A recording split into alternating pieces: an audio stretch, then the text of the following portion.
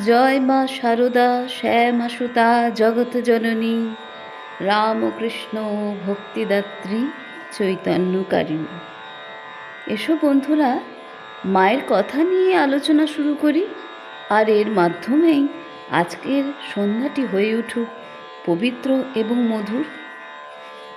প্রতিদিনের মতো আজকের প্রয়াসটি যদি তোমাদের ভালো লেগে থাকে তাহলে লাইক এবং কমেন্ট করো, আর কমেন্টে অবশ্যই জয়মা লিখে পাঠাও।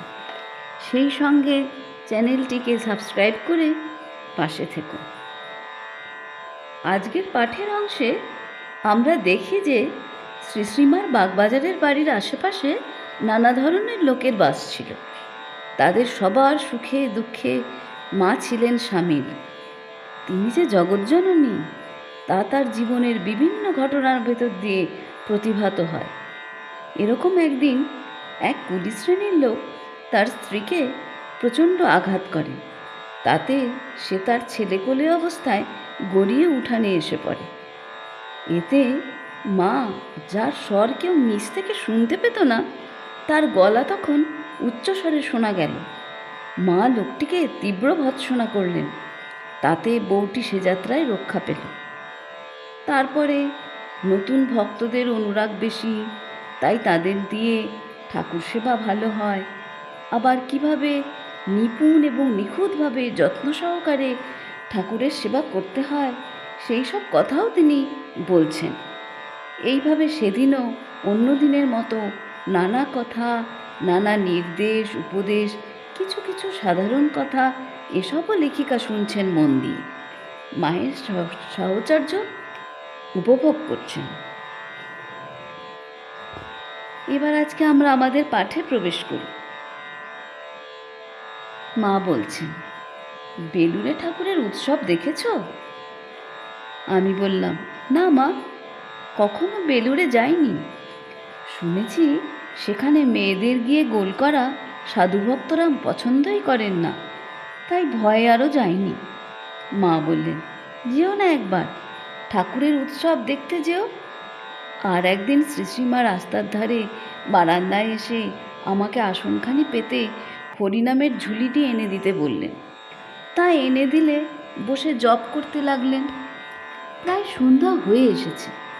এমন সময় সামনের মাঠে, যেখানে কুলি মজুর গোছের কতগুলি লোক স্ত্রীপুত্র নিয়ে বসবাস করত, সেখানে একজন পুরুষ সম্ভবত তার স্ত্রীকে বেদম মার শুরু করে দিলে।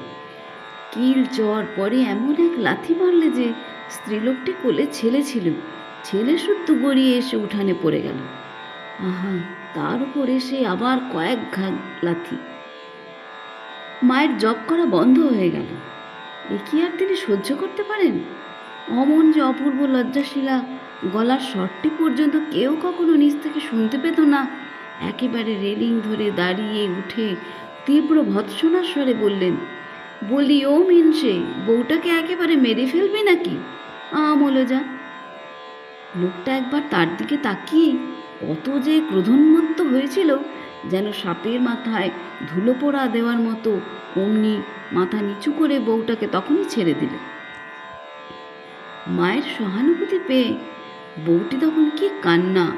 শুনলুম তার অপরাধ, সে সময় মতো ভাত রান্না করে রাখেনি। খানিক পরে পুরুষটার রাগ পড়ল এবং অভিমান ও সাদাসাদির পালা শুরু হলো। দেখে আমরাও ঘরে চলে এলুম। কিছুক্ষণ পরে একজন ভিক্ষুকের স্বর রাস্তায় শোনা গেল, রাধা গোবিন্দ, ও মা, নন্দরানী, অন্ধজনে দয়া করো মা, ইত্যাদি। মা শুনতে পেয়ে বললেন, প্রায়ই রাতে এই রাস্তা দিয়ে ওই ভিখারিটি যায়। অন্ধজনে দয়া করো মা আগে ওই ছিল ওর বুলি। তা গোলাপকে একদিন বলেছিল, ভালো করে সঙ্গে সঙ্গে একবার রাধাকৃষ্ণের নামটিও করো, গৃহস্থের কানেও যাক, তোরও নাম করা হোক। তা নয়, অন্ধ অন্ধ করেই গেলি। সেই হতে ও এখানে এসেই এখন রাধা গোবিন্দ বলে দাঁড়ায়। গোলাপকে একখানি কাপড় দিয়েছে, পয়সাও পায়। একদিন সন্ধ্যেবেলা গেছি, শুনি মা বলছেন, নতুন ভক্তদের ঠাকুর সেবা করতে দিতে হয়, কারণ তাদের নবানুরাগ, সেবা হয় ভালো। আর ওরা সব সেবা করতে করতে এলিয়ে পড়েছে। সেবা কি করলেই হয় না? সেবা অপরাধ না হয় সেদিকে লক্ষ্য রাখা চাই। তবে কি জানো, মানুষ অজ্ঞ জেনে তিনি ক্ষমা করেন। জনৈকা সেবিকা কাছে ছিলেন, তাকে লক্ষ্য করে বললেন কিনা বুঝতে পারলুম না। কেননা বললেন, চন্দনে যেন খিচ না থাকে, ফুল বিল্লপত্র যেন পোকা কাটা না হয়, পুজো বা পুজোর কাজের সময় যেন নিজের কোনো অঙ্গে, চুলে বা কাপড়ে হাত না লাগে। একান্ত যত্নের সঙ্গে ওইসব করা চাই। আর ভোগরাগ সব ঠিক সময়ে দিতে হয়। রাত্রি প্রায় 8টা। আজ গিয়ে দেখি মা তখন ঠাকুর ঘরের উত্তরে রাস্তার দিকের বারান্দায় অন্ধকারে বসে জপ করছেন। পাশের ঘরে আমরা বসবার খানিক পরে মা উঠে এলেন এবং হাসি মুখে বললেন, এসেছো মা, এসো। আমি বললুম, হ্যাঁ মা, আজ আমরা দুবনে এসেছি। আরতি কি হয়ে গেছে? মা বললেন, না, এখনো হয়নি। তোমরা আরতি দেখো, আমি আসছি। আরতি আরম্ভ হলো। অনেকগুলি মহিলা ঠাকুর ঘরে জপ করতে বসলেন। আরতি সাঙ্গ হলে আমরা প্রণাম করে মায়ের উদ্দেশ্যে পাশের ঘরে গেলুম। ওখানে গেলে এক মুহূর্তও মাকে চোখ ছাড়া করতে ইচ্ছা হয় না। খানিক পরে মা কাছে এসে বসলেন। একটি বৃদ্ধা অপর একজনের কাছে ভক্তিরসাত্মক একটি গান শিখছিলেন। মা তাই শুনে বললেন, হ্যাঁ, ও যা শিখাবে, 2 ছত্র বলে আবার 2 ছত্র বাদ দিয়ে বলবে। আহা, গান গাইতেন তিনি, অর্থাৎ ঠাকুর। যেমন মধুবরা গানের ওপর যেন ভাসতেন। সে গান কান ভরেই আছে। এখন যে গান শুনি সে শুনতে হয় তাই শুনি। আর নরেনের কি পঞ্চমেই সুর। আমেরিকা যাবার আগে আমাকে গান শুনিয়ে গেল ঘুষুরির বাড়িতে।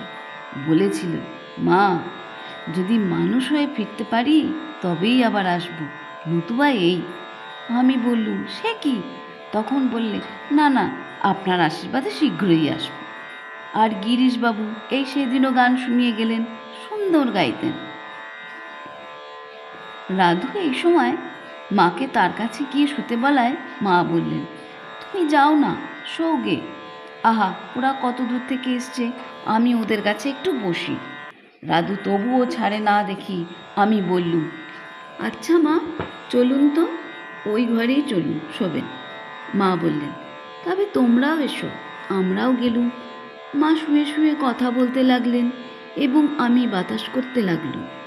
খানিক পরে মা বললেন, এখন বেশ ঠান্ডা হয়েছে, আর না। আমি তখন পায়ে হাত বুলিয়ে দিতে লাগলুম। একজন বৃদ্ধা অপর একজনকে যোগশাস্ত্রের ষটচক্রভেদ ও বিভিন্ন পদ্মের বীজাদি সম্বন্ধে কিছু বলছিলেন। গোলাপমা বললেন, ওসব বীজমন্ত্র অমন করে বলতে নেই। তবু তিনি বলতে লাগলেন। মা ওই সব কথা শুনতে শুনতে সহাস্যে আমাকে বললেন, ঠাকুর নিজে হাতে আমাকে কুলকুণ্ডলিনী ষটচক্র এঁকে দিয়েছিলেন। আমি জিজ্ঞেস করলুম, সেখানে কই মা? মা বললেন, আহা মা, এত যে হবে তা কি তখন জানি? সেখানে কোথায় যে হারিয়ে গেল, আর পেলুম না। রাত প্রায় 11টা হয়েছিল। আমরা প্রণাম করে বিদায় নিতে মা আশীর্বাদ করে দুর্গা দুর্গা বলতে বলতে উঠে বসলেন। যাবার পূর্বে একান্তে আমাদের বললেন, দেখো মা, স্বামী স্ত্রী একমত হলে তবে ধর্মলাভ হয়। আজকের পাঠ এই অবধিই রইল। আগামীকাল আবার মায়ের কথা শুনব। মায়ের অশেষ কৃপায় সকলের ভালো হোক, মঙ্গল হোক। জয় ঠাকুর, জয় মা, জয় স্বামীজি। হরি ওম তৎসৎ। শ্রীরামকৃষ্ণ অর্পণমস্তু।